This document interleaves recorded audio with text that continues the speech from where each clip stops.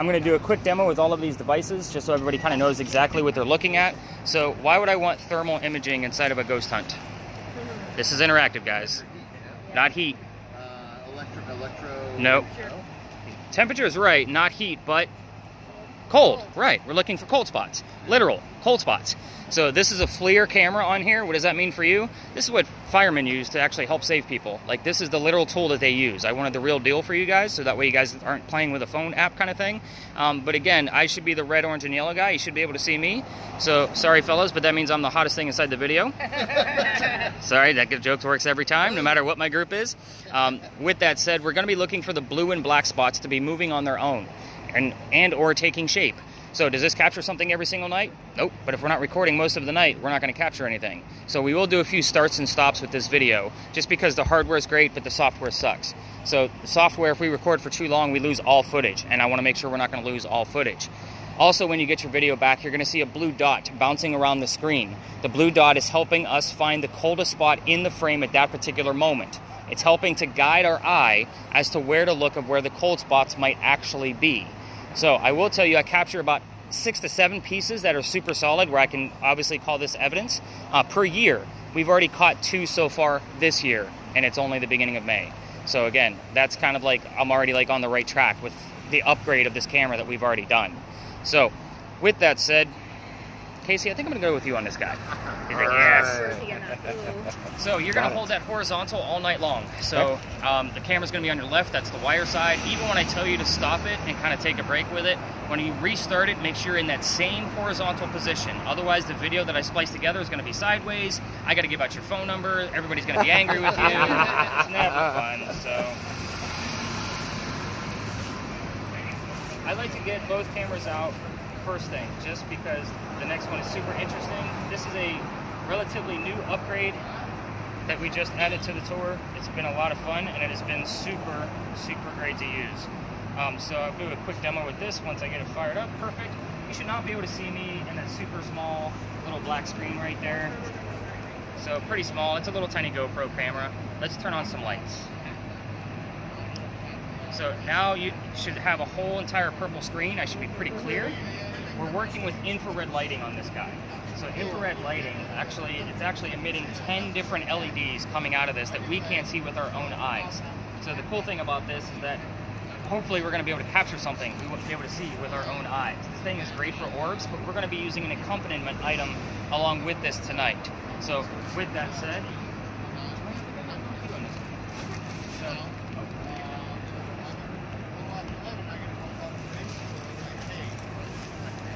now that both cameras are out, I'm going to just go ahead and put it out there that people do not like to be filmed other than us, because this is what y'all signed up for. Secondly, people don't like their cars to be filmed. So with that said, if I do an Andy's Coming, like a Toy Story type Let's Act Casual, you're basically going to be easy to hide because you're playing with a cell phone, but you're basically going to point your camera at the ground. So yeah, I mean, like right at your side, like you're not doing anything. Yep. So again, people don't like their cars to be filmed. It is recording. So this is the neuralizer for Men in Black. None of you are going to remember anything. Lasers. So lasers we use along with the infrared camera. Why? Because you can't see the lasers until something actually passes through it. The hope here is that we're going to be filming something passing through it at a quick rate. In the event that that actually happens, I'll obviously give you the still and show you exactly what we caught. So we're going to be using 2 different style of lasers going along with this. The red squares, if we capture something here, we can put it in 3D software and give you a full 3D view of what we caught along with the measurements of whatever the anomaly is. So I've had this for about a year now, and the software has yet to take anything. I have anomalies going through it, but it was too blurry for it to be able to say this is what it actually was. So we're going to be using both lasers tonight. We don't cross the streams because it's a bad Ghostbuster joke, but it does work here. We use them side by side. So Gelene, you would actually be filming through the lasers. So not exactly perfect. That's it right there. So with that said, both lasers. Lasers get in trouble. So basically the easiest way to use these. This one has a toggle switch on the side, right down here. So we didn't get to play with all this stuff. We just got the little You want to keep the edge of the stars right on the tip of your toes. You don't want any further than that because it's so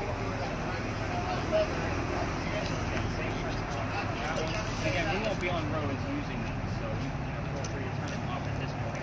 But again, I like that thing to be recording right away so we get the usage of everything. Let's get into spirit boxes. Spirit box. Yes. We're going to be using several different styles of spirit boxes tonight. So the reason I use several different styles is because they all do something a little bit different. Let me get this one out first. So, spirit boxes, if you're unfamiliar with them, are ways for us to communicate with the dead. So this is basically like on your television shows where they give you all the white noise and then they tell you what they think they heard in the middle of it, trying to convince you of the same thing. We're not going to be doing that way tonight. This is going to work a little bit differently. This is going to sweep through the FM radio stations, but at a slower rate.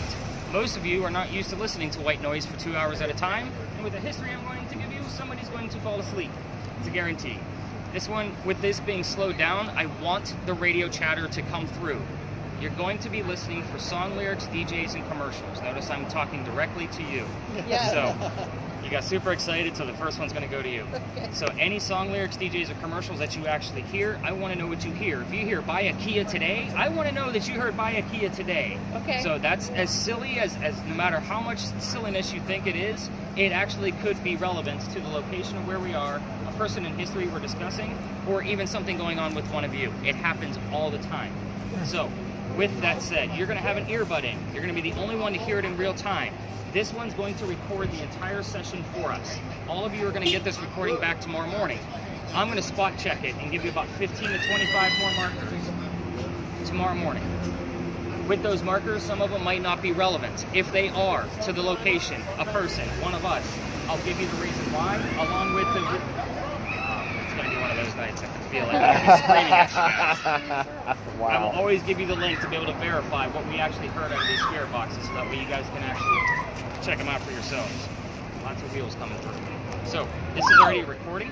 Okay. So it's the only thing you have to worry about is the volume, whatever you're comfortable with. Most people just use one earbud to go along with this, so that way you can hear me at the same time. I don't want earbuds back because your earwax is gross. Sorry, but it is.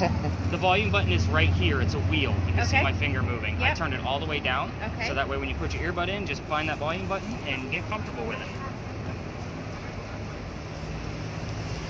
The second one, same exact thing, but it is not going to record. So I'm going to rely on the person of whatever they're hearing in real time to be able to tell me what they've heard in real time. I will be writing all of these things down. I keep a little notepad with me to keep track of every little detail of what we're actually going through. So I think we're going to go with you on this one. Let's see if I can get these. Huh? Anna? Wants to see if you're excited. Oh, I'm excited.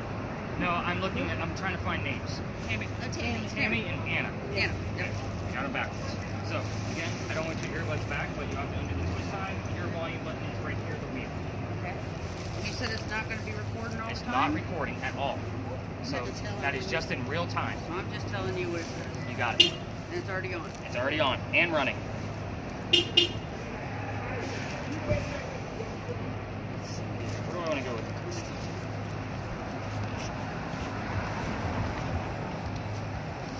Do what I want. This next spirit box works completely different. This one is not going to be using an earbud, so it will be open air. This one is running through both AM and FM radio stations at the same time. It's what we call an auto noise canceling. So what it's basically doing is it's running through both AM and FM and trying to take out the white noise that Kate and Tammy are going to be listening to all night long and hopefully spit out about a dozen words for us. Awesome. So far, this guy's been about 75% accurate for us. Yeah, this thing has been absolutely amazing. Bill, this one's going to go to you, my friend. Okay. Yeah, So baby. the only thing I need you to worry about at this point is the mute button. Right now it's on mute, so if the LEDs blinking are at the top, Yep. the mute is on the right. It's Got the it. only button there. So Okay. I'm going to keep it on mute for now. Okay. So I'll tell you when we can turn it up. Got it.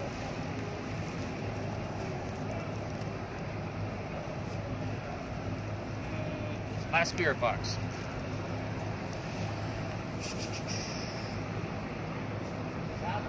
So this one is going to kind of work what we call an obulus, what you guys see on television. It's going to give us words from time to time in the center of the screen. So with this one, let me kind of put an example out there for you. The obulus you see on TV has 2,048 terms in it. This one has over 9,100. Oh, wow. So again, This is a phone app. It's meant to try to scare you. It's what it's meant for. It's supposed to be a game and a hoax. 80% of this is going to be bullshit. I'm just going to put it out there. It's not going to mean anything. It's the other 20%. We can tie it to the location, a person, one of us. I love this guy. Why do I love it? Because it saves all of those words to a list with timestamps. In the event something is relevant, it tells me where I need to watch videos. It tells me where I need to listen to spirit boxes. It kind of gives me extra clues so we can put full sentences together. Nice. Love, love, love this app. I'm going to clear out last night's list. They had 74 terms. That's about average for 2 hours. So we are going to not start with the word sunset, but that one's going to go to you. I don't want to see every word that pops up, and the same thing goes for the two of you. I don't want to know every single thing that you're hearing, otherwise we're going to be out here till 4 in the morning. I will come to you when I want to see the list and show you how to get to it. Okay. And again, with yours, I will kind of like wait for me to get through histories before I start bouncing around with people and saying, what have you got, what have you got? That kind of mentality. You guys have all seen these on television, right? Yes. So these are pretty easy, right? This one we use to actually debunk things. So what this guy does is it's going to measure electromagnetic fields. It's going to measure anything from your cell phone, anything from wiring, from buildings. I use this one first to see what's actually going on around us and kind of debunk it first. If we get rhythms or patterns, it's usually from something man-made. So with that said, this is going to be your first line of defense of just let me know what colors you see. I already have the measurements memorized in my head, so I'll be keeping track of them as you tell me what colors you see. The next one, Becky, you're my multitasker because you're the last one. Okay. She's like, oh, for you. So this one also, this is called a millimeter. So this also has an EMF detector in it, but it's going to be in digital format. Anything above 2.5 on the big numbers, I want to know what's going on. That would be Anna's second green dot. So that way you and I can figure out what's actually happening. The Okay. bottom number is ambient temperature. In case he finds something on his camera, you and I can figure out if it's from something man-made or if it's an actual cold spot. So again, we'll be using that for debunking on that. The last thing that it has is it has a REM pod, basically a motion sensor. If something gets close to this antenna, I'm not touching it. It's gonna go off. The closer it gets, obviously the higher the pitch, and we have an array of color in here. I'm gonna talk to you more about that at our first location. So I'm gonna turn that off for now. All you need to do is get used to how those numbers move on that red screen. Is everybody geared up? Yes. Go have fun, let me know what happens. No, I'm kidding, don't go anywhere. Please don't go anywhere. You have my livelihood in your hands. The bag is going to be much later, so that's super awesome. Is this what everybody thought they signed up for? I guess is the first Yes. question. Good deal. Yeah. You would be very surprised how many people show up and don't realize they paid me to go to work. So they're like, I'm going to be doing what? I brought ice cream. I'm like, yeah, get rid of it. It's going. Like, sorry, you wasted $10. Not my problem. So, just how this rolls. So, you guys are going to have me talking all night long because it's my job to talk, right? So, let's talk about why we started here. Of course we started here. The place behind me is haunted. Of course it is. So, Big John's Tavern. This place used to be owned by a football player. His name was Big John Kennedy. He played for the 1947 New York Giants. Whenever I'm telling you the history of a building, I will do my best to slow down on specific key words, mainly for the spirit boxes. I'm from the north. I'm not from Charleston. I talk fast, which is part of the reason why I record it for you. So the other reason I slow down on those is because obviously you're going to need those for your spirit boxes. They're key terms. So here it's going to be 47, New York, Giants, anything relatable to a bar, and obviously the name John. Anyway, this was his place. He used to sit in the back of the bar and tell the bartender if the cadets coming over from the Citadel, if they were old enough to drink or not. And one night, 2 guys come in, they're not old enough to drink. They leave pretty pissed off. They come back the next night and try to steal the cash register from the front of the bar. Big John sees what's going on, he slams down his beer, and he gets up and starts beating the hell out of these guys, just pounding them right into the floor. A couple of gunshots go off. John gets grazed in the neck, but the bullet lands behind him in the wall. He gets up after being shot, goes back to the bar, tells the bartender to get him another beer, get the 2 guys on the floor in ambulance. The irony of the story is you don't mess with Big John, he'll kick your ass. The other part is, normally you think of a haunted building, you think somebody died in the building. It's not the case here. What's haunting the place is the bullet hole. It's allegedly still here. Even if the new renovation of Big John's filled it in, Big John's blood is still here. People that sit in the front of this bar tend to get a little queasy, nauseous, or headache.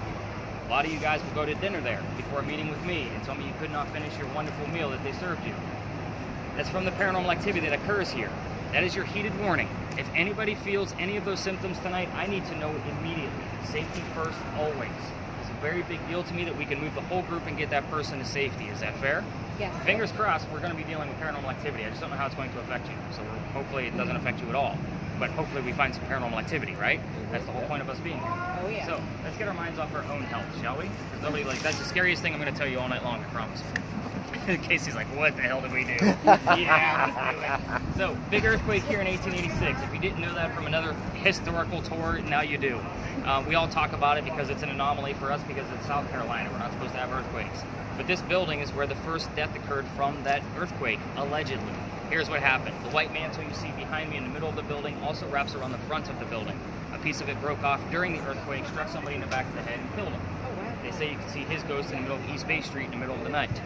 Notice I said apparently and allegedly a lot. I don't have any proof. It's just a great segue, so none of you are thinking about getting sick on the tour, even though I just brought it up again. Yes, that's a joke. We can laugh. It's supposed to be a good time. Is everybody ready to go ghost hunting? Yes. Anna, what do you think? Are you ready? Yeah. She's like, I'm not sure. You gave me the blinky lights. Let's do this. All right, let's go. I heard the word muffle. Yeah. When you started talking about it, I heard muffle. I don't know. So- This thing started flashing like an icon on the shoulder. And I'm like, Yes, I've seen this used on TV. Yeah, put yourself on the cement. thank you. Knocked out. It is. This is a cool one. Watch another card coming. I'm waiting for these cards. All right.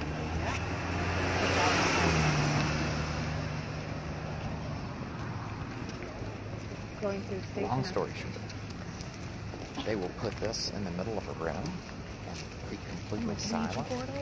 They'll ask a spirit a question, and it will answer through this. I was deceived. It was established in 1955. So at that point, an African American owning a bar in downtown Charleston, 1955, was probably. Oh, I didn't know he owned it. Yeah, he owned it. I thought he was like a bouncer. No, he owned it. Like it was his bar. All right, so welcome to the Big Red Barn Lot. I want everybody to think of your time with me as kind of a ghost hunting 101. So this place is very easy. We're not going to spend a lot of time here. So it's just a way so I can show you more things about your devices, more hands-on before we go into much further history than where we're at. So this is the Big Red Barn Lot.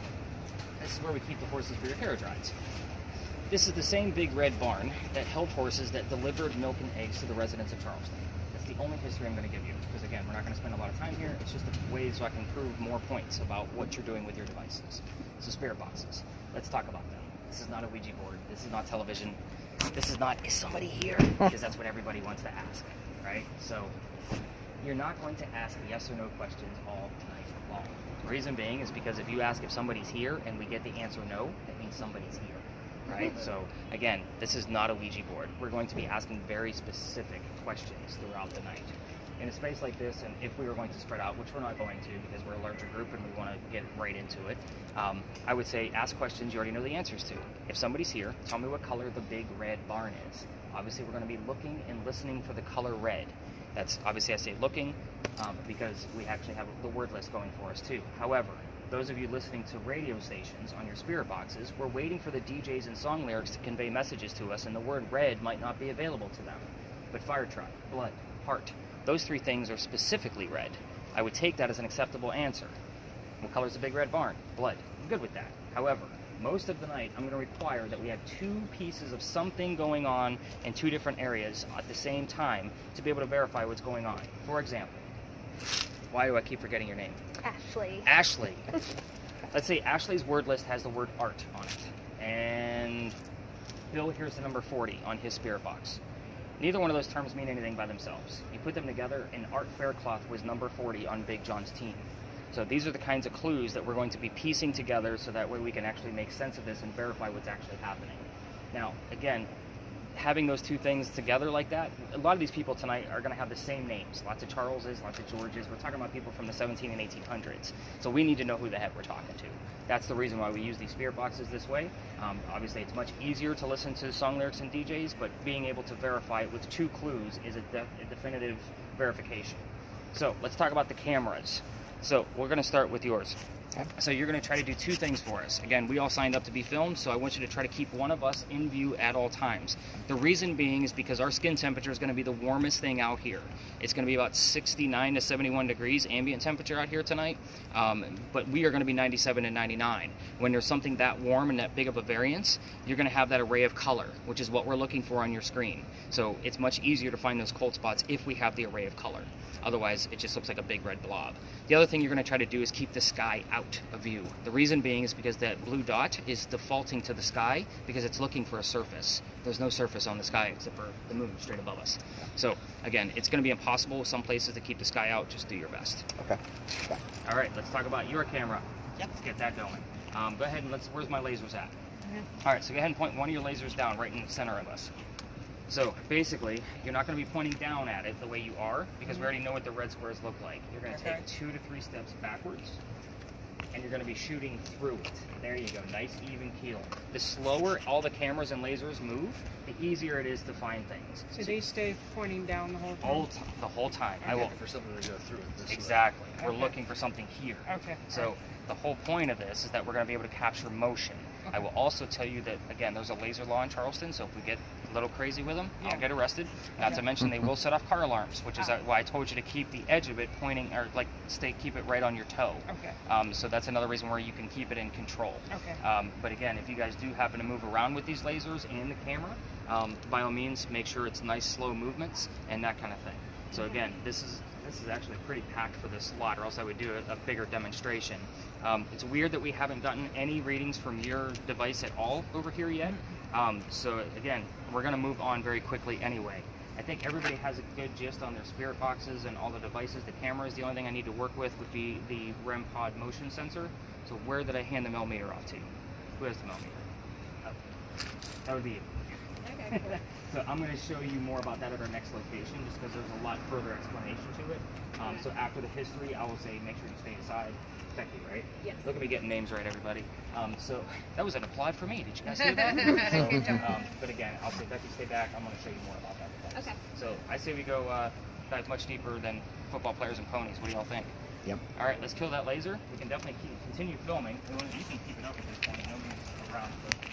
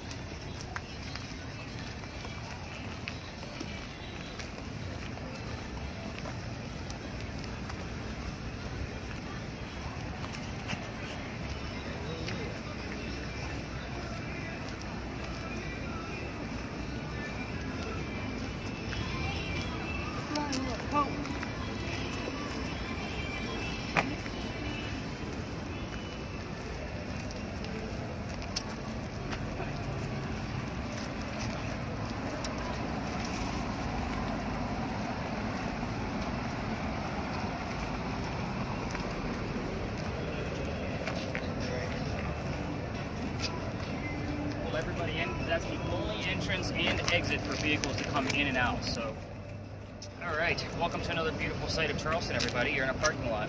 I know, right? I told you I'm taking the weird spots. This place used to be something. So, everything okay over there, Casey?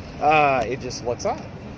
Ah, it's fixed itself. Okay, that was odd. Yes, the Perfect. whole thing was orange. So Orange? orange. Your finger was over it. Ah, The You camera, shouldn't have given him a camera. That the was camera the is one. right here. gotcha. So I got to keep fingers down below got it. here.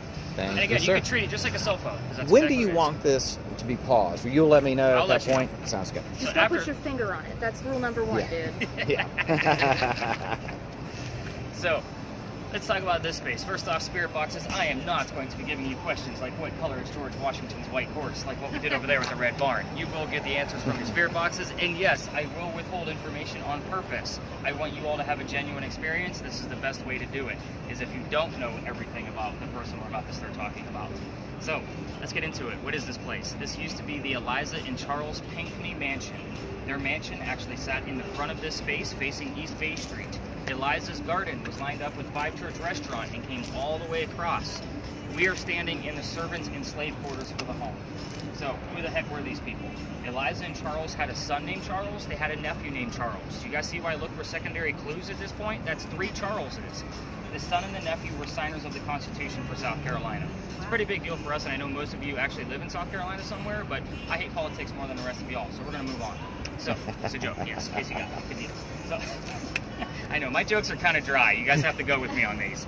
So, with that said, Eliza married Charles at a young age according to today's standards, not the colonial times that she came from. If you ask her how old she was when she got married, you're not going to hear answers like 12 and 14. It's going to be answers according to our numbers today of what we would consider young to be married. The reason I bring this up is because Charles was over double her age when they married. So, very big deal, very big age gap between the two of them, even by today's standards. But she married him because her father, over in England, thought he was dying, and he was trying to bring all of his children back home so he could see them one last time. Eliza didn't believe he was dying, so she stayed put. In 1744, she married Charles not for a green card or citizenship, because we're not even a country yet.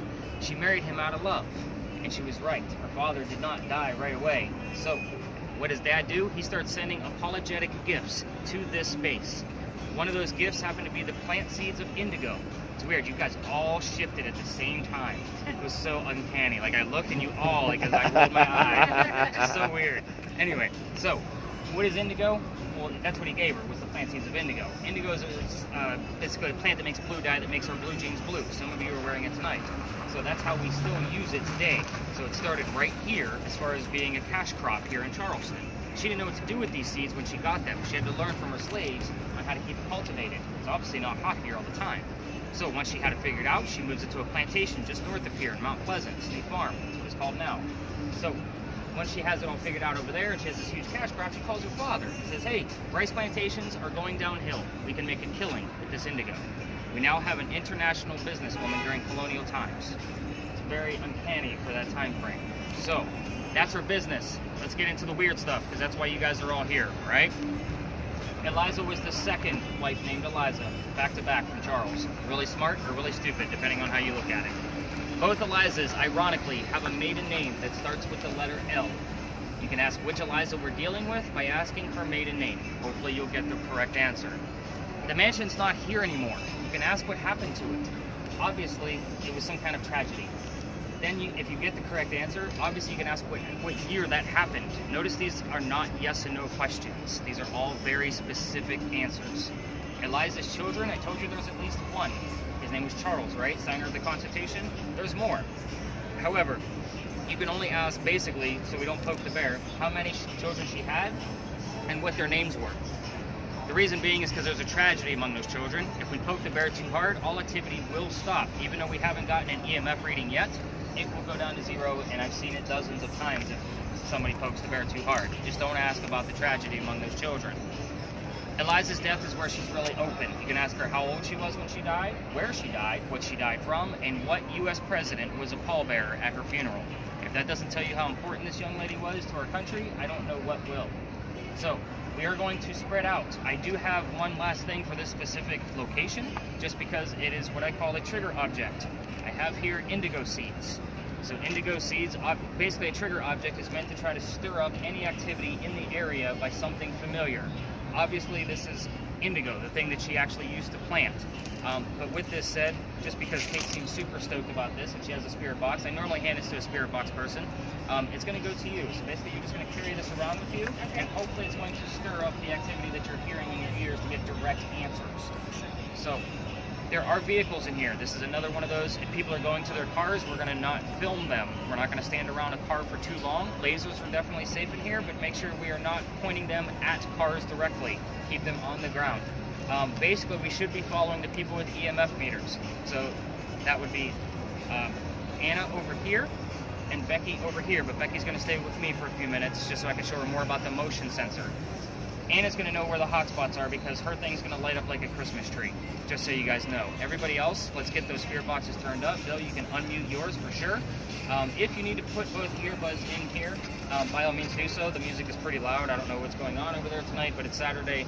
It's just weird to be noisy when we're trying to ghost hunt, correct? That's why we use earbuds. I'm going to be bouncing around all of you, writing down notes of things that you hear, things that you see on your cameras, things like that, readings from your EMF detectors. So I'm going to start with Becky. I'm going to stay back here, but everybody else, let's spread out. Stay within the confines of the walls, basically going this way, but just stay away from vehicles. Do I need to stay near her? Yeah, definitely. You two are working together. Right. And there's going to be certain places where lasers are not a good place to be using them, but you'll still be filming, just so you know. Show me the way, sister. All right, have you had any readings at all? Yeah. Show And up I'm on going to everything? confirm with him that I'm recording No, real they quick. just stayed very low. You're definitely recording. It has a stop button. Like, it's like a normal camera. Probably Well, not. I just don't, with a normal camera, you would see like the time elapsed that it's recording. I don't. Probably not. I feel like it's just. Yeah. You don't I just want to confirm. You should have given me the word bliss.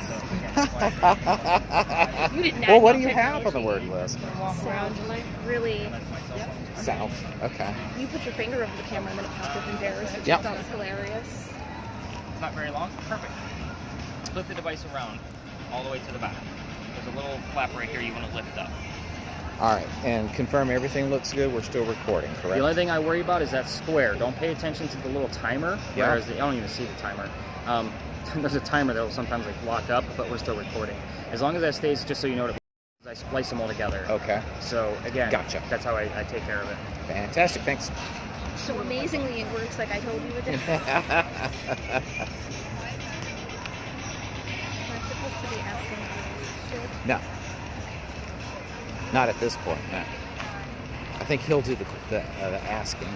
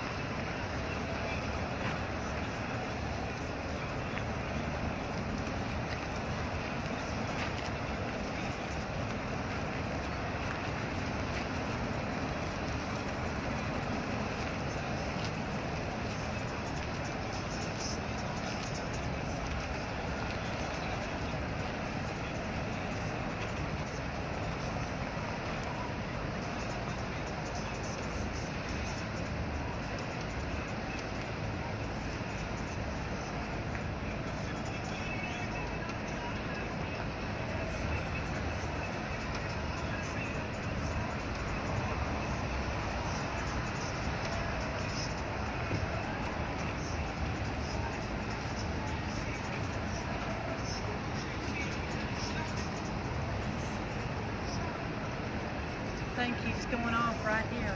Is it really?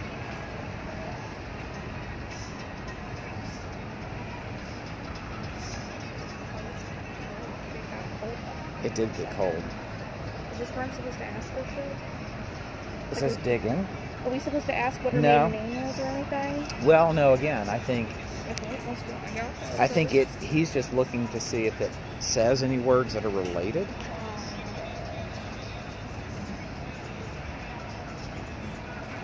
Alright, let's pan back this way because I have to keep people in my view. So you brought us out here to get arrested.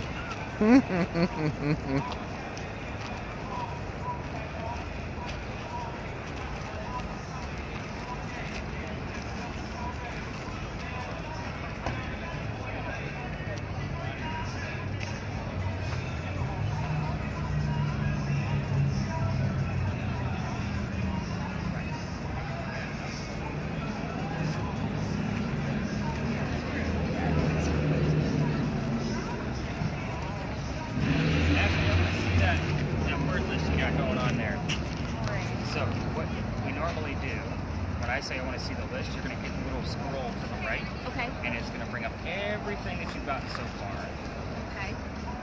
and you'll be able to scroll through it. Okay. So far, I don't see anything that's like, oh my god, check this out. It's one of those, again, so far we're at 80% bullshit, Yeah. and then you just circle back to get back to your main screen. Okay. So far, nothing. See Awesome. why I don't want to see every word? Most of it's going to be garbage.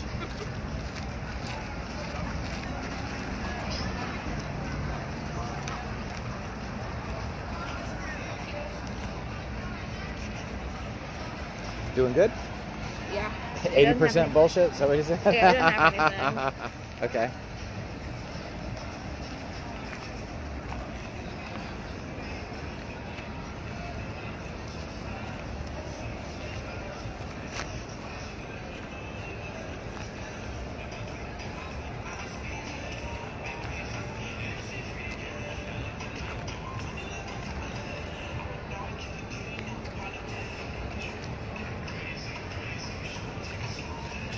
Got it. You can use it. The other two. You're going to So again, I mean, the slower the better, obviously. So even like slower, even standing still would be the best. But if you're going to move, it's going to be super, literally super slow. With your camera, you're probably going to see the timer.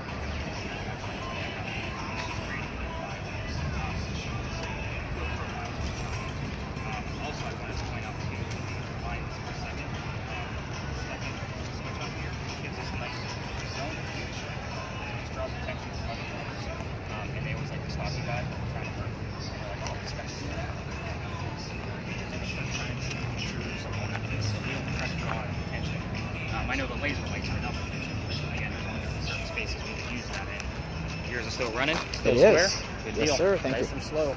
You got it. And a lot of times with the cameras, it's a next day typical Right. find. So I'm not going to stop it and rewind the tape Right. in real time.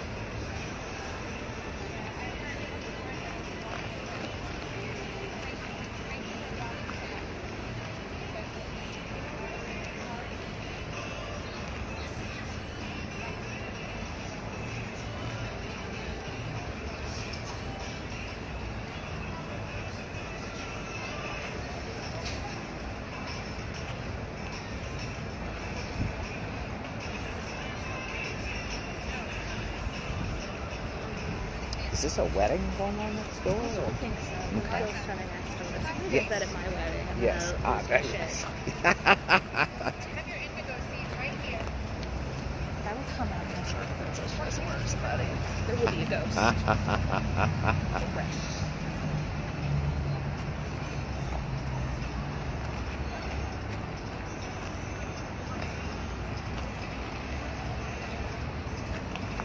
Here, do you need a person? I have some more victims right here. Ashley, anything coming up on your list? Nothing? No, it's chilling. Okay. Family and children, but that's not specific. Well, family shows up here all the time, but family showed up at the very beginning, it looks like. Because if you had to scroll down to the bottom, those are the words we got Those are first. the beginning. Ah, got it. Family and house and home usually show up here quite a bit on any type of spirit box. I hear them all the time. Nice. Okay.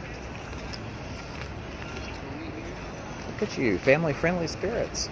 I'm hearing a lot of stuff, but it's not enough for me to hear what you're saying. Oh. The channels. Um. Yeah, I got it all. Okay. Yeah.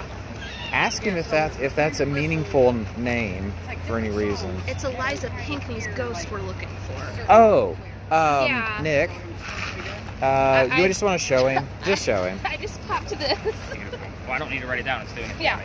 So the hope here is because that name shows up here all the time, obviously, because that's really the only way she can do it. Because Eliza's not usually said on the radio. And Yeah. we don't capture a whole lot of disembodied voices. I'm assuming that this red means. It's all part of the aesthetic. Got It's it. it's an app. It does growl and make noises and stupid Nice. bullshit. I just turn all that stuff out. What's it say now? You just got a new word. Proportion. Okay, I don't know what that means. Congratulations.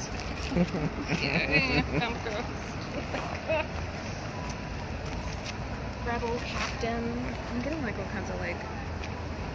Oh, Star Wars fan? Star Wars fan she is. You're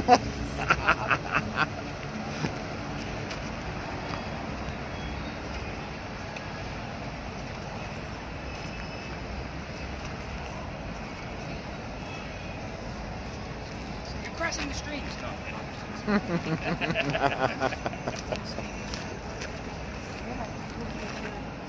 Phrase or word that's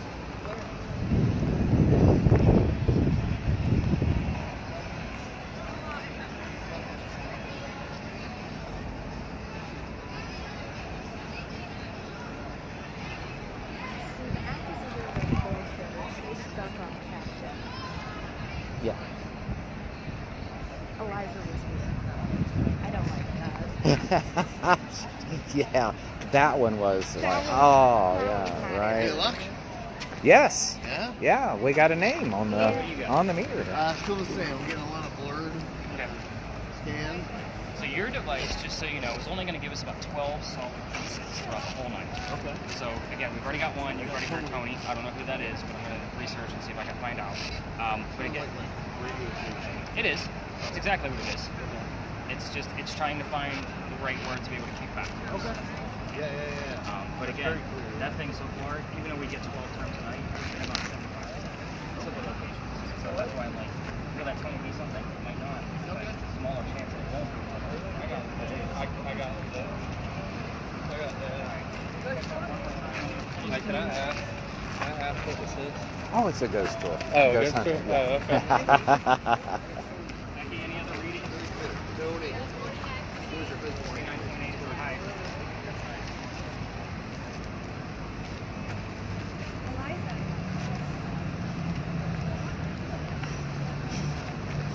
And any other terms showing up on yours? It's been stuck on Captain for a while. That's interesting. I don't know. Kind of interesting. Oh. All right, blocked let's out pull my everybody to the back. Let me get everybody some answers. So, GELENE, Anna, let's head on back to the back.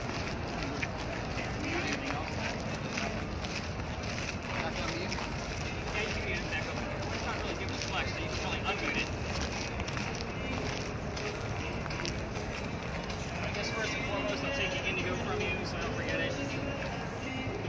Indigo is hard to come by. came off the card. I'm sorry. This Indigo took 6 weeks to come in. Oh boy. Yeah, and it was like $16. And yes, that was an Amazon order. Just so you guys know, like, I needed that damn Indigo back. So, I know it's a small vial. Yeah, no, it's sorry. It fell right off the card. It's just I did that just to make sure it wasn't going to come off, but you decided to break it, and it's okay.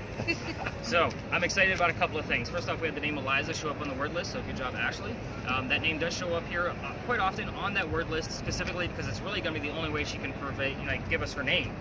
Radio DJs and song lyrics are not going to have the name Eliza in it. Right. So, again, I'm going to be very, focused on the time frame based on when Eliza showed up on that word list with the recordings that are going on.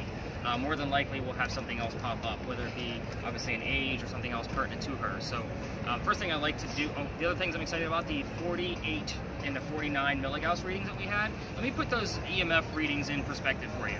So, behind your television set where all your wires are, it's about a 40 to 60 milligauss reading. Like, that's a lot of electricity pumping through your entertainment. Your microwave running on high when you're standing outside of it with the door shut is about 150 to 170 milligauss. Like, that is like dangerous levels. The highest I've ever seen Becky's device ever go was in this space. It was at a 214 milligauss reading about 2 weeks ago. I had to stand away from it. Reason being, I had to stand away from the user. He was perfectly fine. However, I have epilepsy. I can be influenced by things like that get that high pretty quickly. So I had to basically stand 10 to 15 feet away from him. I pulled the other K2 meter near me just to kind of see I was in a safe space. So again, it's all about safety first. But it didn't last for very long. It went from like 214 down to like 190 something, dropped down to 100, and then back up to 150, and then down to 0, just like that, within seconds. So again, it was crazy times. 214 because I saw it for myself. And now we're getting motion. Have you had any other color show up? Besides that crazy green? No, just the green. Okay. So it's possibility it's from you jolting it a little bit. I mean, I know you're standing pretty still, but we'll see if it actually continues with just the green. So we're gonna leave yours on for right now too. All right, so let's kind of get into a couple of things first. So those are the things I'm most excited about.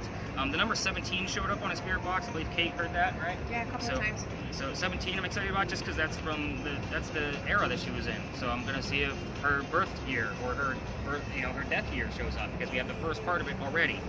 This is Eliza Lucas Pinckney. I'll stand back so everybody can see it. So Lucas being the maiden name, very interesting. You're getting green lights as soon as I bring her up.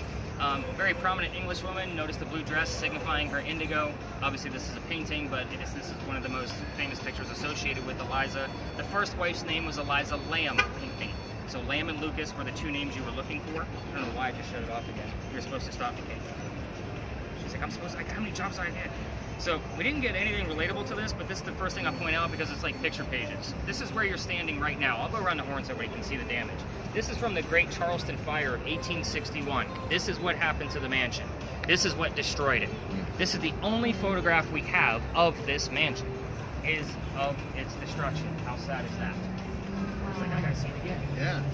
Just photograph. Yeah. I don't know who did it, but it is a very interesting piece indeed. But again, this is where you're standing. Every tour. They rebuild because they were watching. It was kind of almost like how do I put this? It's long after Eliza's time. Oh, okay. It was still in the family, but it was almost like it was being rented out. So it, being reconstructed was almost, what's the point? Every tour guide in town is going to tell you about a great fire of whatever year it happened in, because we've had dozens of them. My fire is the biggest. This is the fire that destroyed the Pinckney Mansion. You were standing on the green dot. It literally went from one side of the peninsula to the other side of the peninsula. That's how big this fire was. This is over $7 million worth of damage. So, again, if you can see that green dot, that's where you're standing right now, and that's obviously how big the fire was. So the number 61 will show up here. This happened on December 11th, so the numbers 12 and 11 will show up here from time to time, but they don't mean anything unless they have another one of those other two numbers to be able to coincide with it. So I've gotten 1261, I've had 1211, I've had 1161. Again, if I get two of those, it's not coincidence. I'm sorry, there's really no such thing as coincidences with this kind of profession. So the children, let's get into that. We'll get into them first. There's 4 of them. The number 4 normally shows up here. By the way, those of you with videos, you can stop them. That's the top circle on yours, Miss Gelene. Nope, down here. It's going to be the one all the way to the right.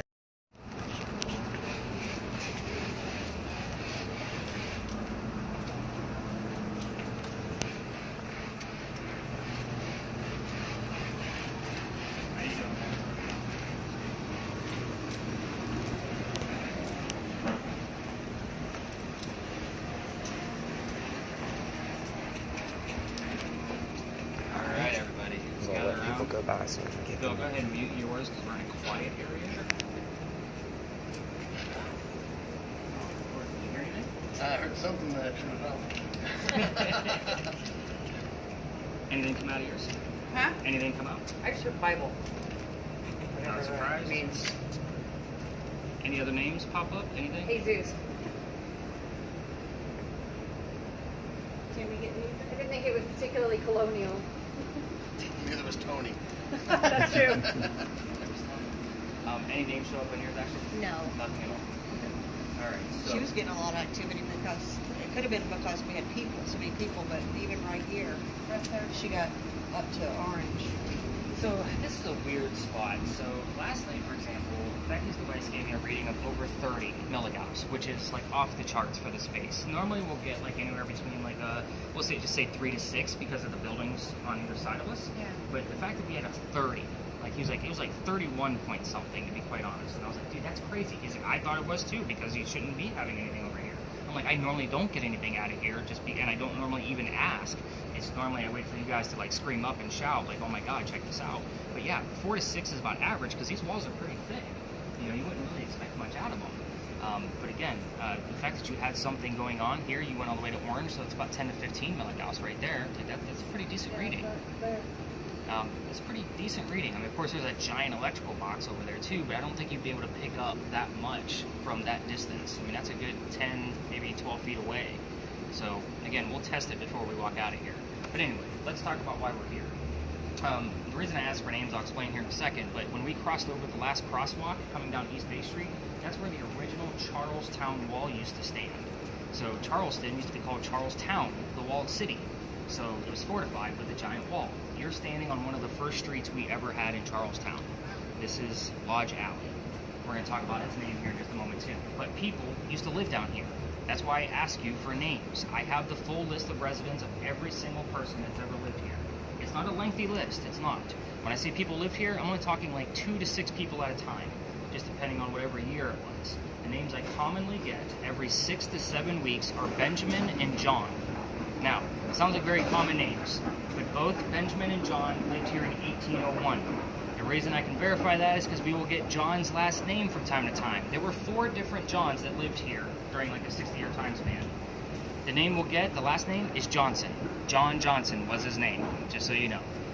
But again, it's very ironic that we will hear those names every 6 to 7 weeks. Here's why I think it's happening. You're standing on Belgian blocks. These are bricks made straight from granite. If you watch any kind of paranormal anything, you've heard the term limestone before. Limestone is said to stir up activity because it's straight from the earth. So is granite. When it stays in the same place, like these bricks here for a couple of 100 years, it is said to hang on to the consciousness of memories and replay them back on a loop from time to time. It's called the stone tape theory. It has actually been studied for probably the past century and a half. It's a very interesting theory, but it's the only explanation of why I get the same names every 6 to 7 weeks. I'll be honest, we're restarting the loop pretty much last night. Like based on my calculations, last night would have been the first night of week 1. So again, we've heard Benjamin, John, and then we heard of Ben Simmons earlier last week. So why is Simmons important? This used to be called Simmons Alley. The fact that I had Ben attached to it at the same time, now I didn't look up to see who actually Ben Simmons was or whoever the hell they were talking about on the radio.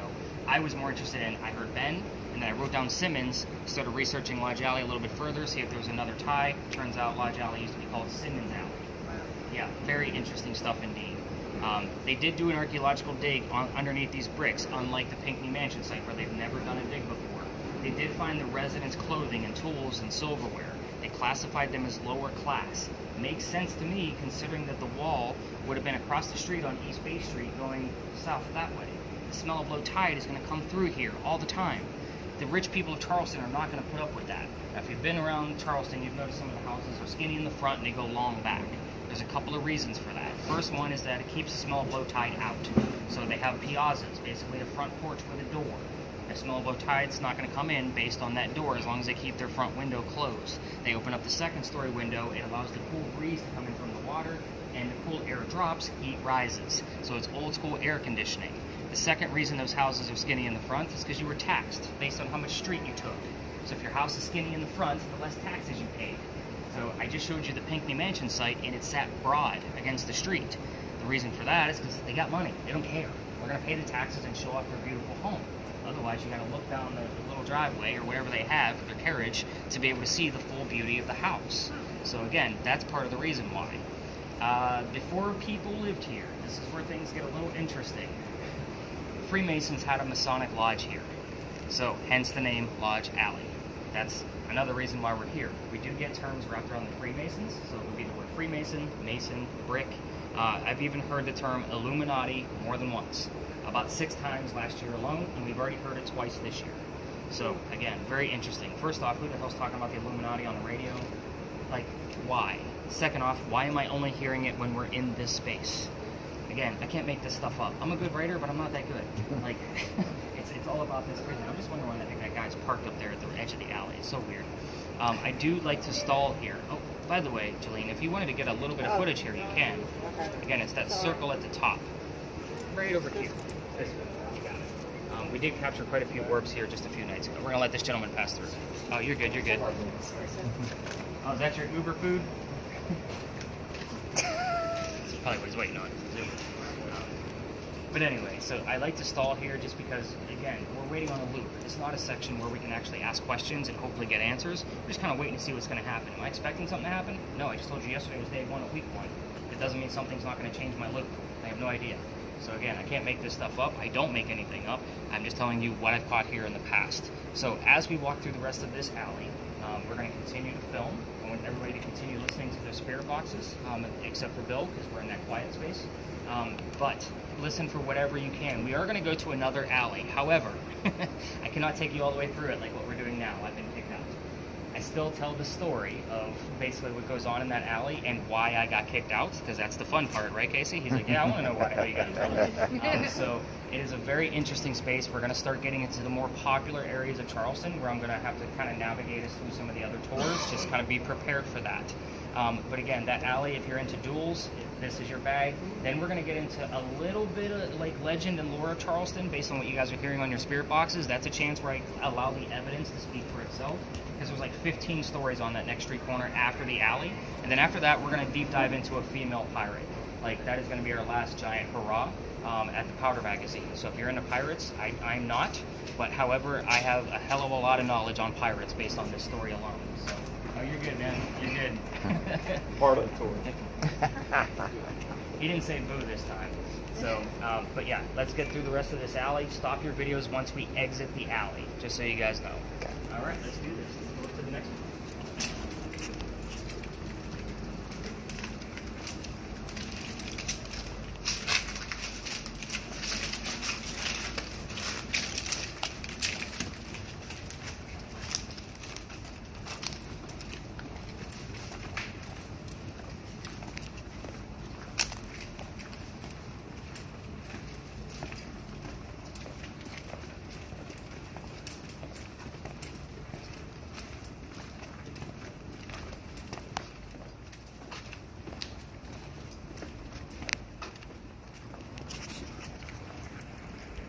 Turned on and going. So cameras, I want to bring you, so Gelene, come on up here and towards the middle. Here, let's get in here. So you were good right where you are. Oh, okay. But I'm going to bring you along the wall somewhere in here. So you guys are going to inconspicuously, very inconspicuously, shoot the alley behind me. I will do my best to stay out of view. Again, this is not a space where I want to be in view. So again, with yours, just kind of hold it casually, maybe a little bit lower, perfectly. And you're going to, again, shoot the alley. There you go. You got it. And this is, you can even... Dead end. I know, right? Way to start a ghost story with dead end. You can even hold it from underneath here if you want to, if it's more comfortable. So that's coming from the building, just so you know. I know you're about to ask me. You looked at me like, I got a question. This thing's blinky blinky. We just had the name Eliza show up on the word list again. The reason for that is we're getting close to Charles's grave. It's right around the corner.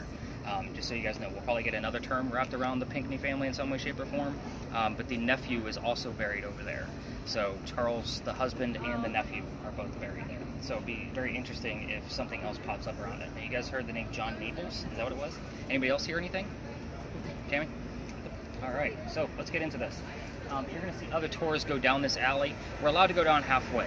However, the other tour groups are 20 to 40 people, because there's going to be probably two of them down there at a time. Now, it's not fair for my 10 people to try to investigate around 40, so I still tell the story out here, because we still stir up a lot of shit out here. Because that's what we do, right? We're stirring it up. This is Philadelphia Alley. It used to be called Dueler's Alley. This where the duels used to occur for the city of Charleston. We all tell the same story of this duel. However, I tell it a little bit differently because you're ghost hunting. This is not just a ghost story. Here's what happened. These groups are hopefully going to go around this. The doctor moves down here from Rhode Island. His name is Joseph Brown Ladd. He moves down here because his fiancée, Amanda, just inherited a bunch of money from her dead parents. She has an attorney helping her out with all of this cash. The attorney thinks that the doctor is just after her money. So to prove that the doctor is not, he moves to Charleston. As he's coming into town, the coachman that brought him in set him up to be robbed and killed. This guy just graduated med school. It looks like he's got some cash. So they set him up. Somebody walking by with the name Ralph Isaacs. Now I'm going to stop on Ralph's name for a moment because Ralph has the same initials as where the doctor came from. Rhode Island, Ralph Isaacs. R.I. shows up here all the time. If we don't get the R.I., we'll often get just the R. So we just need that secondary clue because I just told you the two main characters, the doctor and Ralph. We need to know who it belongs to. Anyway, back to Ralph. He says, dude, you don't want to stay. He didn't say dude because it's the 1700s. But he said, dude, you don't want to stay here because he's got a gunman inside that's going to try to kill you. So he's like, I got some friends at 59 Church Street. You can rent a room from them and you'll be safe. You'll be good to go. The doctor takes him up on the offer and the two of them become friends, the doctor and Ralph. The doctor's practice begins to take off. He's making his own money. He's proving the point that he's not just after Amanda's money because he's making his own. He becomes known as the Whistling Doctor. Every haunted city any of you will ever visit in the future has a cliched ghost whistler. Like, that's just the way it works. Every haunted city has one. Ours is a doctor. Just go with it. So, with that, Ralph and the doctor go see plays together, but they can't sit next to each other because the doctor makes more money. That's the way a hierarchy works here in Charleston. He got better seats. So they used to talk about these plays on the way home. One night they go see William III from Shakespeare. They're talking about the new actress that was here. The doctor thought she was great. Ralph, not so much. They start arguing about the non-greatness of this actress. And then it gets really ugly when Ralph starts insulting the doctor's fiancée back home in Rhode Island. They go their separate ways. Ralph is from here. He has friends at the newspaper. He puts an ad in the paper telling the whole city of Charleston what he thinks of the doctor. So it's kind of a jerk move, right? The doctor sees the ad and rebuttals with, let's go to Doors Alley. We're going to settle this. They come down, they take their 10 paces, they turn, the doctor points his gun in the air, and he shoots. He did not want to kill his friend. He just wanted to prove the point that he had the courage and bravery to show up to the fight. But he was willing to forgive Ralph. But Ralph has his one shot. Sorry, Casey, you're just in front of me. He puts it in the kneecap on the doctor. So the doctor doesn't die either, but Ralph proved his point. He's still pissed off.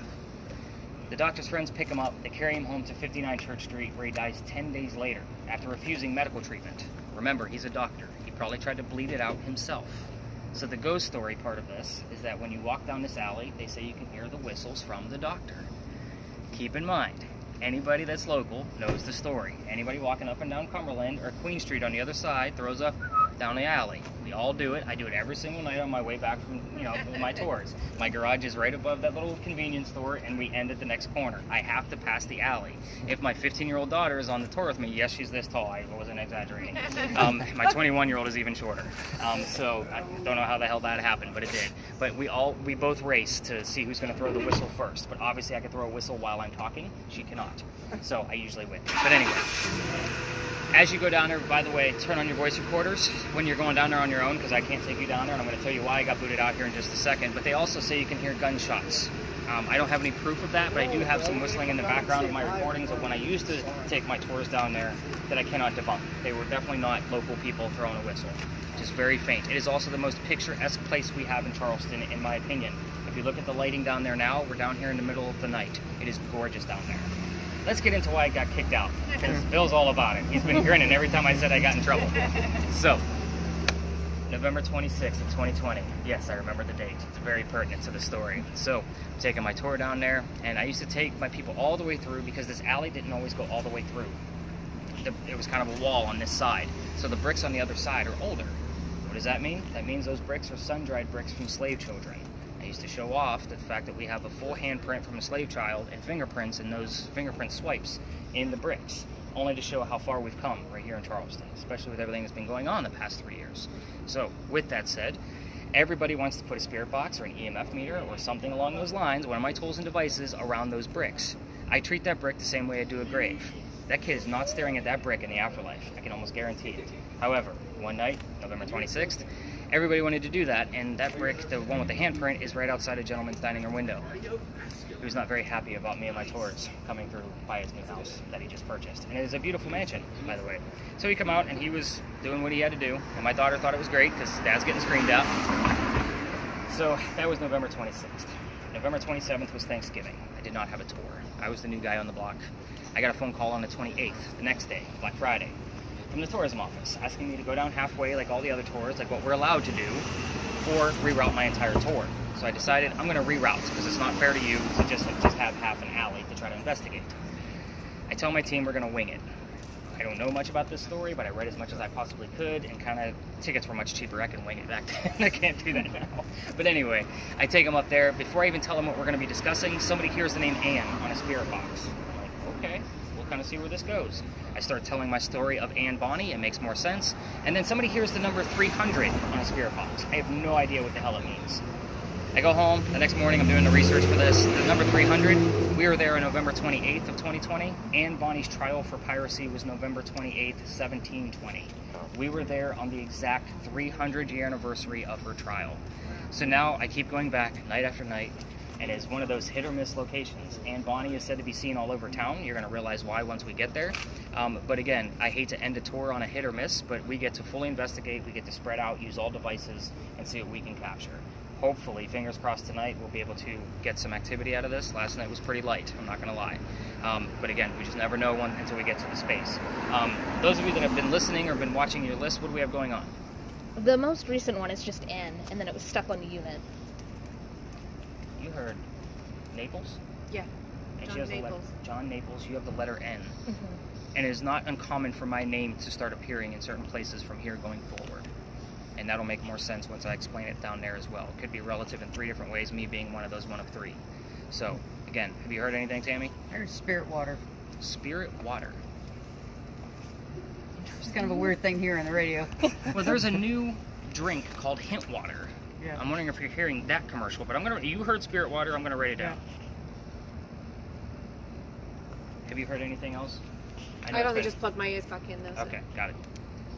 All right, when we go around the corner, for those of you filming, if you want to continue, you can.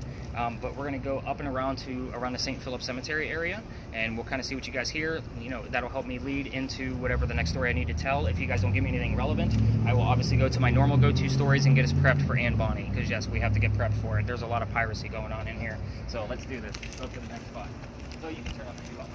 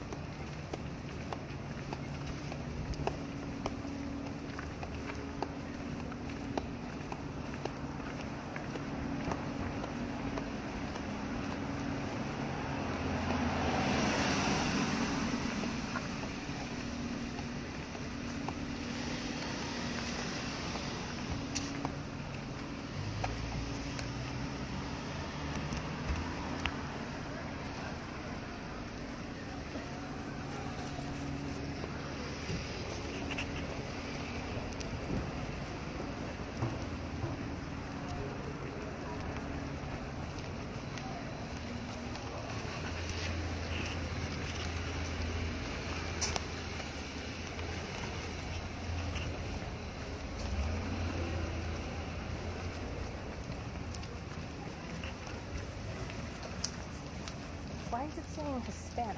That's like, I don't know. that's a new, yes, Hispanic.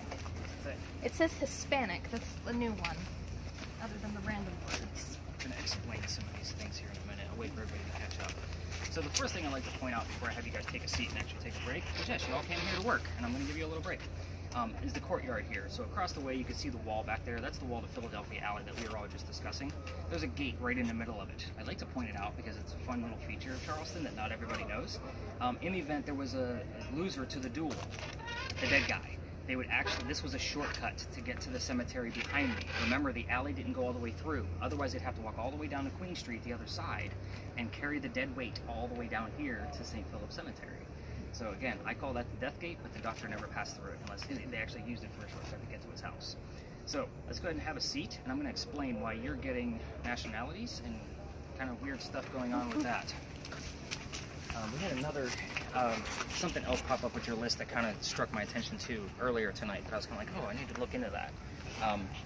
But the reason I will get nationalities and specific names is because sometimes, depending on the group, it will usually give me the nationality of a person that's on my next tour. It's the weirdest, most uncanny thing I've ever seen in my life. But I don't know, maybe this year alone, I've probably already seen it half a dozen times, where it literally gave me the name and the nationality of a person on my next tour. Same person. So like, it'll give me, Jose Filipino, in 2 different areas. It's the weirdest thing. And again, I can't boost. Yeah, my next tour, I'm going to take tomorrow off because nobody booked for Mother's Day. So I was like, I'm probably not going to get anything. So I just shut it down. I can actually use a day off. I've been pretty swamped. Most of my tours are sold out. So I was kind of like, I'm going to take a day off. So I have to look at Monday, whoever booked then, and see if there's a Tony or if there's going to be somebody Hispanic. Obviously, I don't usually ask somebody's nationality, but it does show up. Something does happen. German, like you name it. It's the weirdest thing. So when nationalities show up, I'm like, damn it, It's either relative to somebody now or somebody on my next tour. It's like it's predicting things. It's so odd. That's weird. It is very weird. And I'll let you know. Like, I'll put it in your notes. Like, hey, my next tour is a Tony who happens Did to you be get his English band. on last night's tour? Not that I recall. But that's a good point. Now you got to go looking. I do. I'm going to have to go back through their data again. Thanks for the extra work. Appreciate You're it. welcome. So, every tour stops up at this cemetery. I'm going to tell you why. I let them have it because it's their show and tell. It's their big final hurrah. It's the Sue Howard Hardy story. I think somebody already mentioned that they heard We it, did. right? Okay. So, I obviously tell it a little bit differently just because of what we're doing out here. But it is their big show and tell. But I do like to point out a couple things about the cemetery first because it is a little bit of a weird graveyard. So, it's split in half. So there's an eastern side and a western side. If you're from here, you can be buried on this side. This is where Charles Pinckney, the husband, and Charles Pinckney, the nephew, are both buried. So again, they're from here. The other side is for everybody else. If you're not from here, you go across the street. Your 7th Vice President, John Calhoun, is across the street. He's not from here. They actually shuffled his sarcophagus several times across the street trying to figure out where the hell he was supposed to go. Turns out he belongs over there because he just lived here a long time. He's not actually from here. He wasn't born here. So you can actually visit his sarcophagus during the daytime. It's actually usually open to the public during the daytime. So if you want to go walk that graveyard, that's where he's at, although he's not a very well-liked person here in Charleston. Actually just took down his monument about a year and a half ago. Yeah, it's about a year and a half. So, and that was in Marion Square.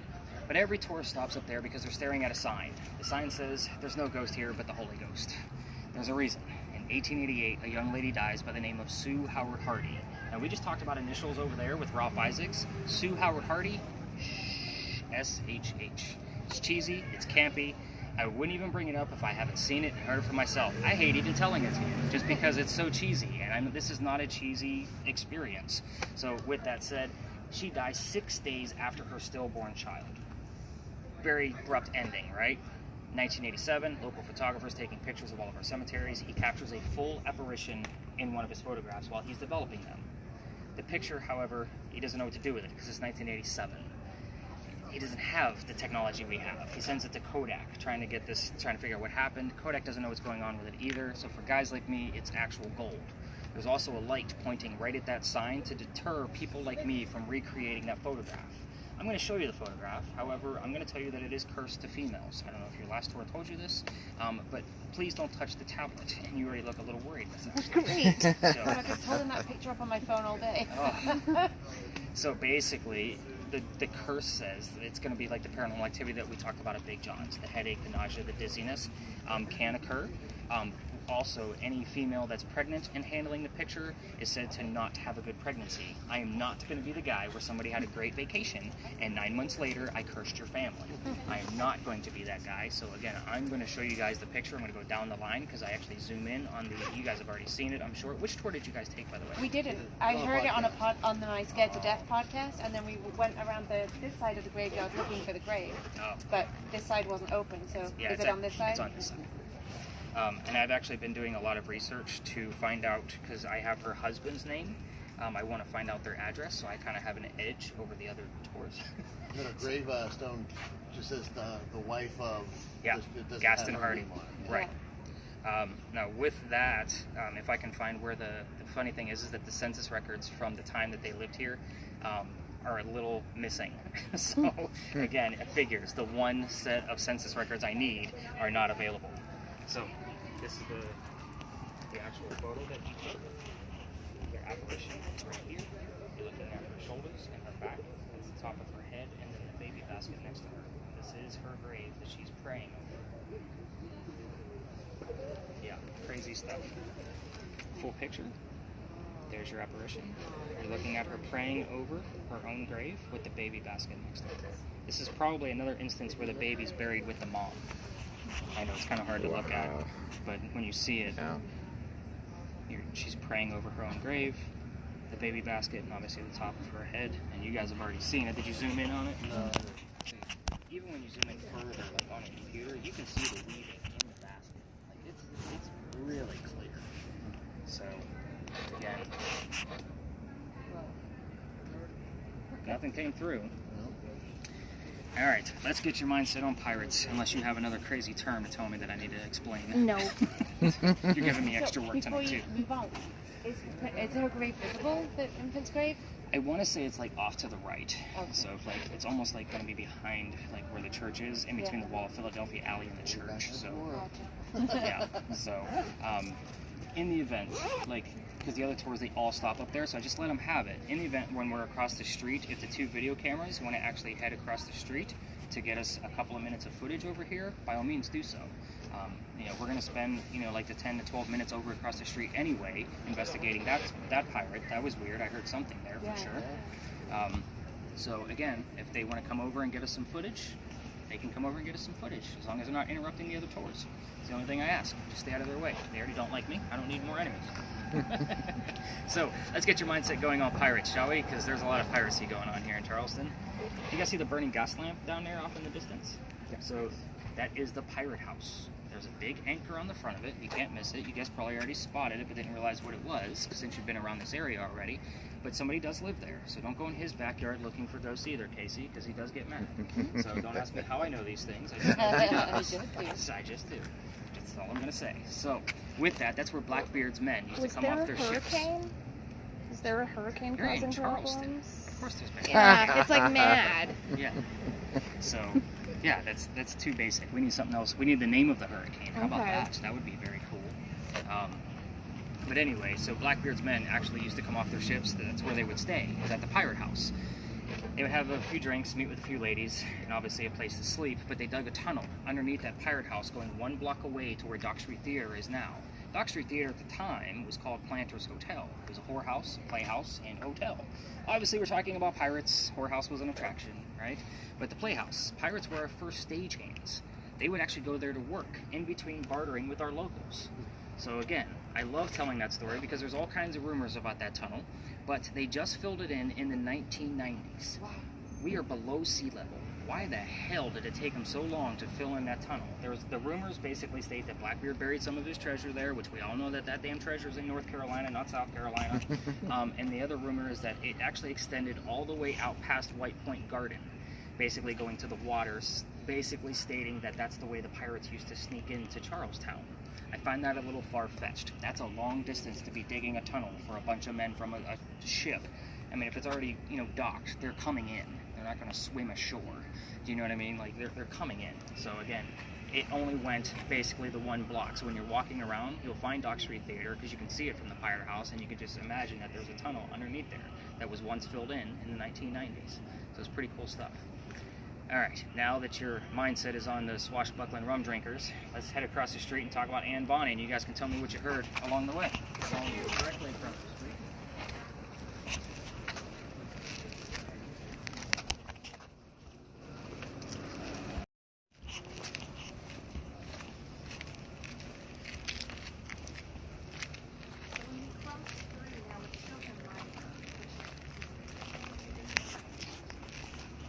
And now it's this thread. Says threat. Yes. Surprised. That's awesome. All right. So, any other terms that have been heard since I last asked? Nothing. Damn, you're really struggling with that thing, huh? I am. It's hard to hear the crack. You hear stuff coming through. Yeah. You know, you hear a song that you know or something like that, Yeah. but you don't know what's relevant and what's not. When you get the recording back, a lot of the reasons why I give you even non-relevant terms is because it's a weird phrasing or weird term for the radio. Yeah. And that way you'll have the marker of how I listen to that particular recording. So even though you're struggling with it tonight, I mean, obviously you're in tune. Like, you want to hear something I so am. bad. I'm listening to everything on there. Just, So, and again, it's not an easy task, and you guys are all going to see how difficult that task is when we get the recording back. All right, so let's kind of move a little bit further down this way, just in case somebody needs to back up or anything. Let's take this parking space. First off, I want everybody to know I'm not a pirate person. I think I mentioned that earlier. I'm a vampire guy through and through. So when that Anne and 300 came through the first time, I'm like, damn it, now I got to learn about pirates. I cannot tell you how many movies, how many books I've read, how many documentaries I've gone through about learning about pirates. I'm even playing video games with different versions of this story so I can have another version. Again, this is a crazy story. So, first thing we're going to be talking about is a little tiny building over there with the crosses on it. Those are not crosses. Those are earthquake bolts. If we have another earthquake like what we did in 1886, which we have not, you can turn those turnbuckles and it's supposed to straighten the building back up again. It's a great idea, it just doesn't work. So, the reason I bring these up is because it's the first set of earthquake bolts that Charleston actually put in. Why? Because this is the oldest government building in South Carolina. It was finished in 1713. Notice I said government building, not the oldest building. So, government is the reason why.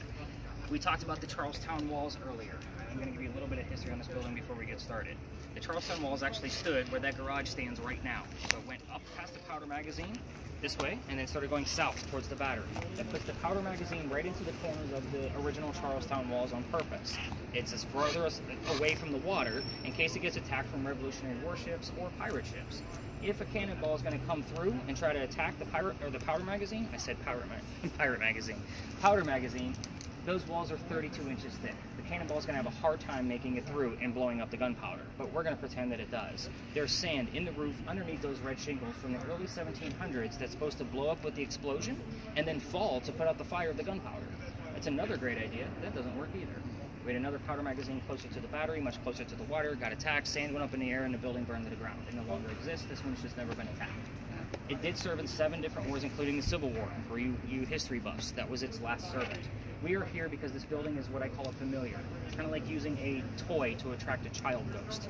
This building is from the same time frame as when Anne Bonny lived here. So, let's get into it. This building took 10 years to build. Does that sound like our government? Small building, 10 years? No, not at all. I'll answer for you. Our story begins in 1708, right in the middle of its construction. Follow me, there's a lot of twists. You guys ready? I talk fast during this one because there's a lot going on. A young lady moves here from Ireland. Her name is Anne Cormac, 1708. She's with her father and his mistress. The mistress is her mom. Are you guys with me so far? Yep. The 3 of them are running away from his wife. How pissed was she? Just saying. Got to get on a boat and leave the country. So, they land in Georgetown, just north of here. Dad buys a plantation, mom dies pretty quickly. That leaves young Anne to come down here to Charlestown to sell anything from the plantation to keep things afloat. Young Anne back home in Ireland is kind of a badass. She's a pirate, of course, now, but again, back home, they say she actually killed one of her servants with a knife to the belly. Sorry, Kate, you just happen to be next to me. So, with that said, I want you to keep that mentality of what kind of young lady this is as we go through the entire story. We're going to fast forward. The building's done in 1715, pirates are coming through town, and Anne's pretty stoked. She falls in love pretty quickly. The guy's name is James Bonny. Y'all see where this is going, right? Dad doesn't approve. They run away to Jamaica, they get married, Anne Cormac becomes Anne Bonny, your most famous female pirate of the Golden Age. When they get down there, this is not the swashbuckling, rum-drinking Captain Jack Sparrow that she was hoping for, because that's what she wanted. This guy's a privateer. He's a spy for the British. He's a coward. This is not what she wanted. So a few years later, she falls in love again. This guy's name, John Rackham, a.k.a. Calico Jack. Calico Jack is the Captain Jack Sparrow that she was hoping for, which is, by the way, this is the character that they based Captain Jack Sparrow off of. So hopefully all the links I give you tomorrow morning will verify all of that, because he was a quirky guy. But anyway, he has his own ship, and Anne wants to be part of it. You cannot put a girl on a pirate crew, right? Girls curse pirate ships.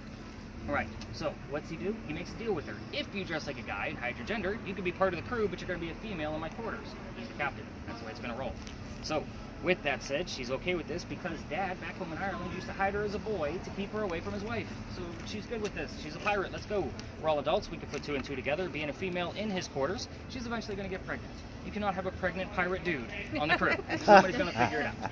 So, she's a female. He drops her off in Cuba. Go have the baby. Come back later. We'll figure it out. These are some friends of mine. They'll help you. She goes and has the baby, returns with no baby. We have no idea what happened to this child. There's no record of him or her anywhere. But she's also dressed like a female when she returns. This pisses Jack off pretty bad. Now, he also just captured another pirate crew while she was off giving birth to his first child. She's going to go flirting, because that's what Anne does. We're on guy number 3, in case you all lost count. I'm going to keep track of the rest. So, guy number 3 turns out to be a female, dressed like a guy to be part of the pirate crew that Calico Jack just captured. So now we have 2 females, dressed like males, to be part of pirate crews. It's uncanny to have 2 of them on the same ship.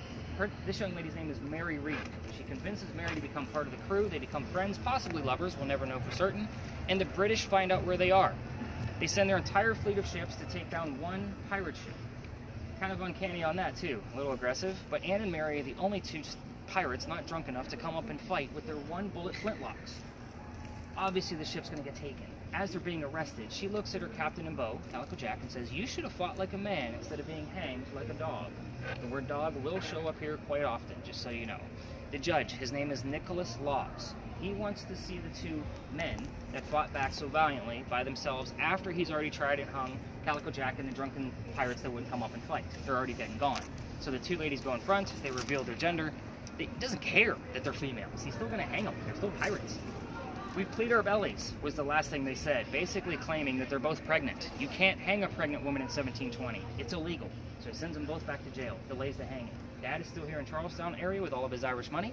He bails out Anne, she comes home, she remarries. That's husband number 2, but guy number 4 has 4 children and dies at the age of 84. Yes, all of my stories end in abrupt death. I'm sorry. This is a ghost hunting story. What happened to Mary Read? She died in 1721 from whatever pirates died from in a Jamaican jail, because that's where she was at. We can't prove if either pregnancy that they claimed in court was true, but we do know that Mary Read died in 1721 for certain.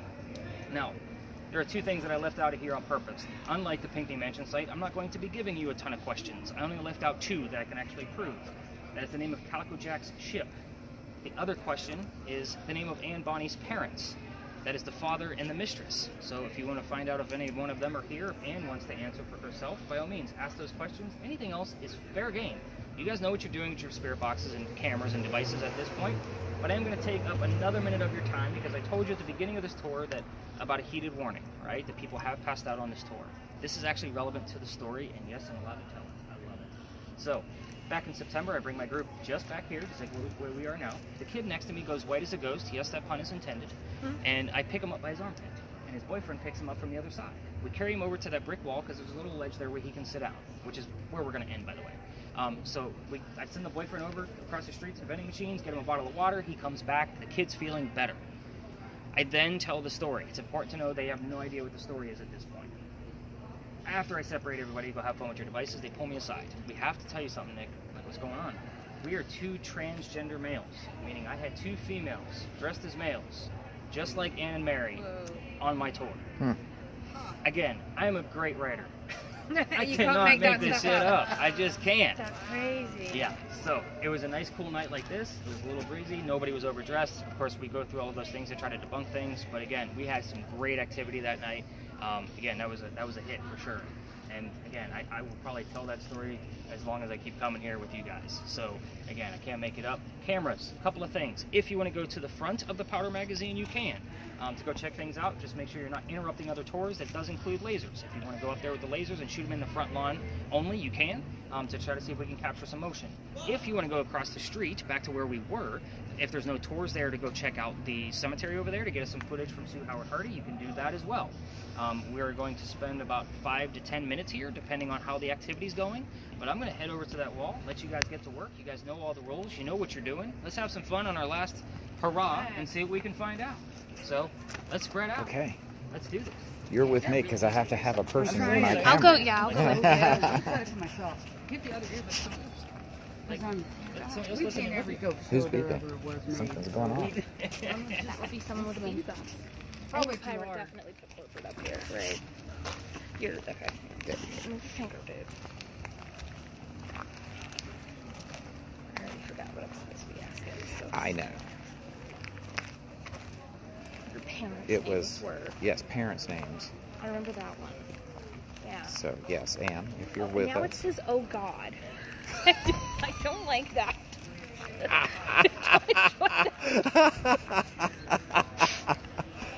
I'm done. I'm good. I haven't taken a look at your word list in a while. Yeah. Oh, well, this is, Well, now it's on we're our- just laughing. That's the most recent one. Yeah. Oh God. Straight out of my brain onto the phone. There's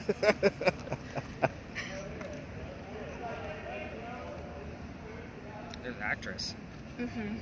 So the weird thing about the timestamp on that is we would have been crossing It on was- East Bay. Yeah. It was going towards the alley. Yeah, but we would have been crossing Cumberland, which is where Philadelphia Alley is. I've been seeing that more and more. Oh. We didn't think anything of it because Yeah. it just looked real random to us. There's the word dog, but that was long ago.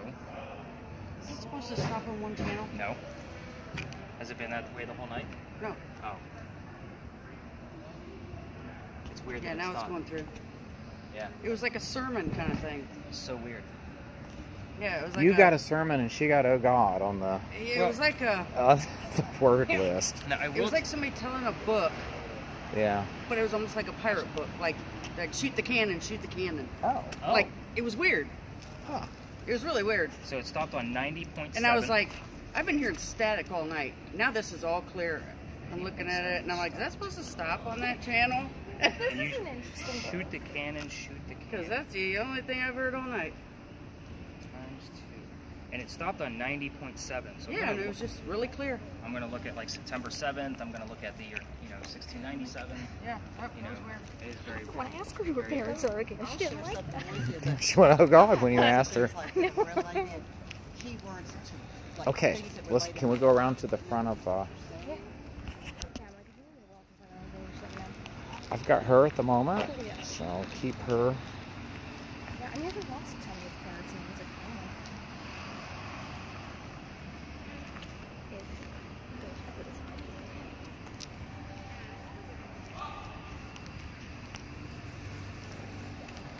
Okay, if you will walk that way, I will. Oh, are we going up the Yeah, street?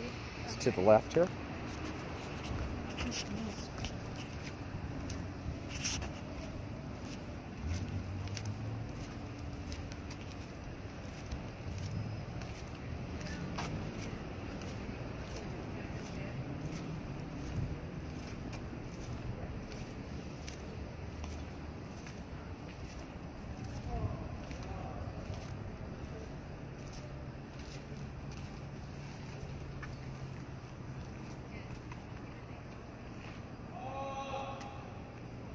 Do you have parents' names?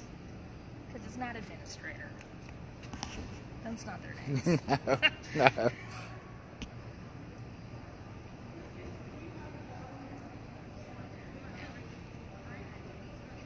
don't know.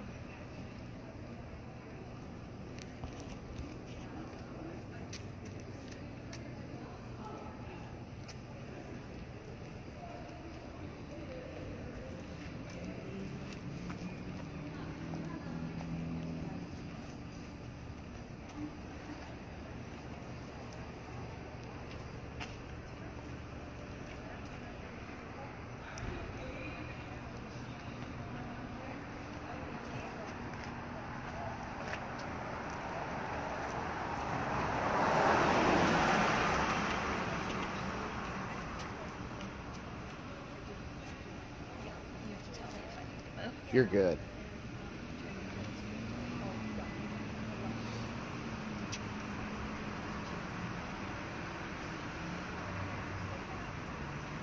Interesting, the cannon gives off heat.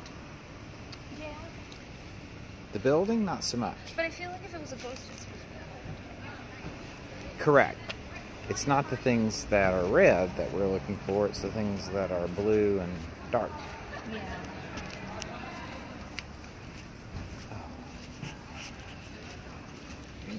Hi.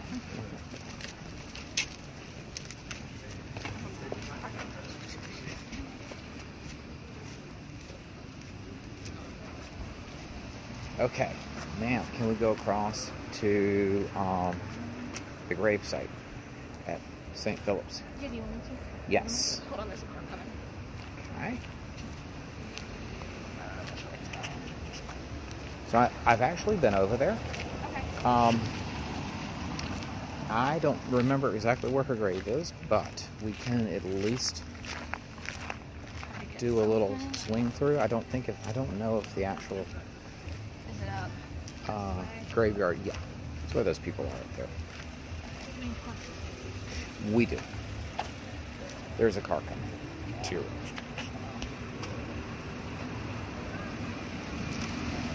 Oh, cool.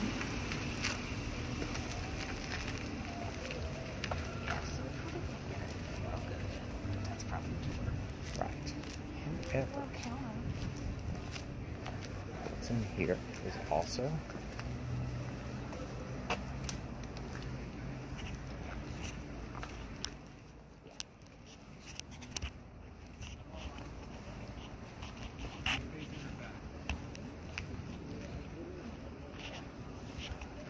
yeah.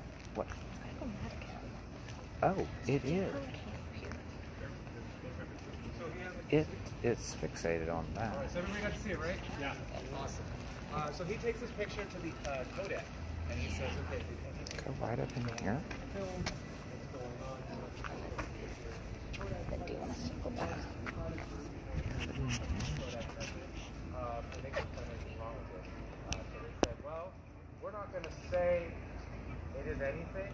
We're not going to say it is a ghost or not a ghost because It's what we're going to say. it's really Whatever's there hard to was get there when the picture was. anything in So here. You he have to decides actually from be photo 3AP, the Associated Press. yeah.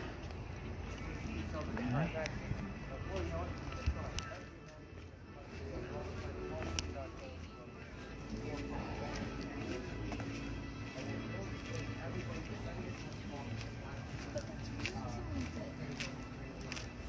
I popped hurricane sitting on that ledge, Yeah.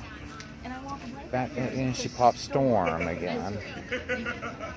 Right. Kind of the universal element in regards to like I have to witchy. pee. Yeah.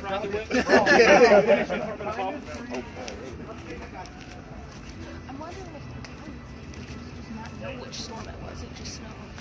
It just knows there was a storm.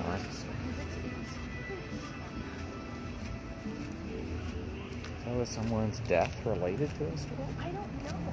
That's really weird. Like, it's not giving me anything definitive about it. Mm-hmm. It's Charleston. There's like 8,000 hurricanes. Yeah, I know. There's There's one every year. yeah, you're right. Multiple storms. You're right. We've had hundreds and hundreds since then. It's just crazy to me that it's twice and Yeah. in the same place. Different words. I didn't enjoy that.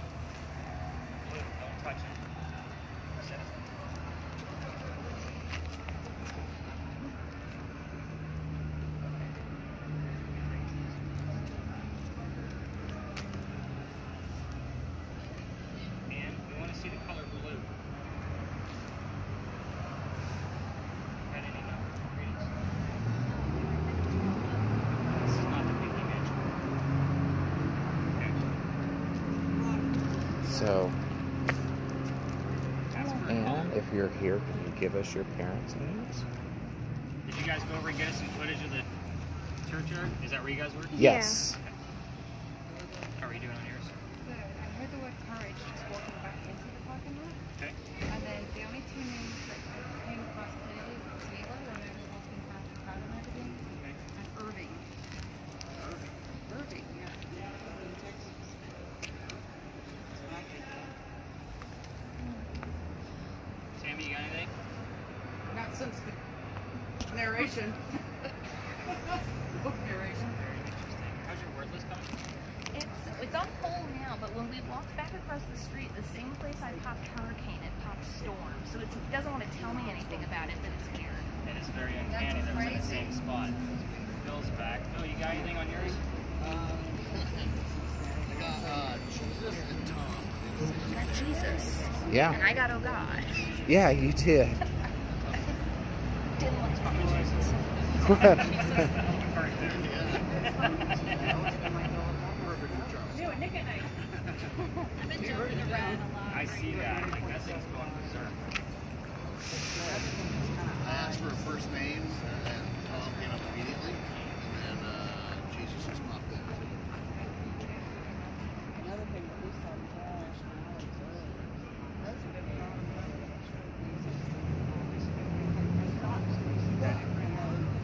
You always think everything goes to the board, Right. right? And John. Okay. What do you think? And then when she's talking about that, Yeah, she really doesn't want to like about her parents. No. Yeah. that's why that is because like for parents and all these different things Just little are tiny are clues. like nothing else. It seems like it's all like gluing together. Alright, let's regroup over here by the wall. We're gonna keep Becky's motion meter on. Because she seems to be getting the most activity. Yeah. Just keep resetting it. I don't know what's going on with this Taylor and Irving, but I'm definitely going to look at the cemetery lists, like both St. Philip's sides, and see if I can find who Taylor and Irving's are. The name Tom, I have no idea where that's coming from, but I will see if there's anything going on. Again, when you guys give me things to research, that's where I get excited, instead of me just dropping links into normal stuff I see every single night, so it's exciting when I get to see new stuff. We can kill the videos at this point, since you should get us some footage across the street, which is